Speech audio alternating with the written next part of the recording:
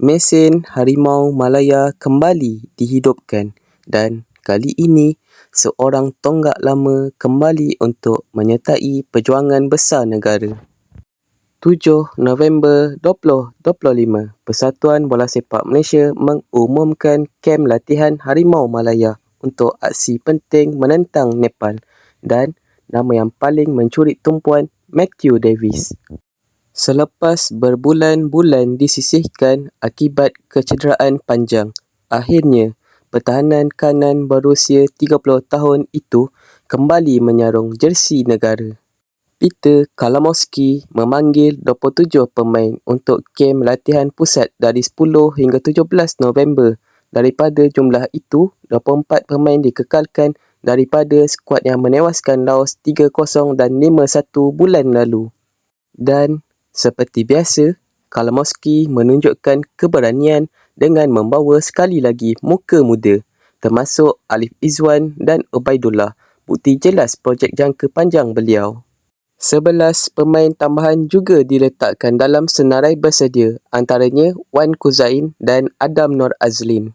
Kali terakhir Matthew Davis turun bersama Harimau Malaya adalah ketika menentang Vietnam di Bukit Jalil selaku ketua pasukan. Kecederaan memaksa beliau berehat panjang, tetapi kini Davis kembali sebagai benteng kanan yang amat dirindui. Dengan pengalaman bertahun-tahun bersama JDT, kehadiran Davis membawa kestabilan, kepimpinan dan kekuatan defensif yang Malaysia perlukan. Malaysia kini mendahului kumpulan F dengan 12 mata, rekod tanpa kalah 3 mata meninggalkan Vietnam. Dan pada 18 November ini, Malaysia akan turun menentang Nepal sekali lagi, tetapi sesuatu yang menarik berlaku. Kerana Stadium Nepal gagal melepasi syarat AFC, Harimau Malaya sekali lagi menerima rezeki terpijak. Bukit Jalil akan sekali lagi menjadi gelanggang keramat. Pertarungan tempat juga semakin sengit. Pemanggilan Ryan Lambert menambah kreativiti. Alif Izwan membawa tenaga muda. Ubaidullah membawa semangat baharu. 4 perlawanan, 4 kemenangan. Malaysia sudah tunjuk taring. Dan kini, dengan Davis yang kembali, skuad semakin lengkap menjelang fasa penting kelayakan Piala Asia 2027.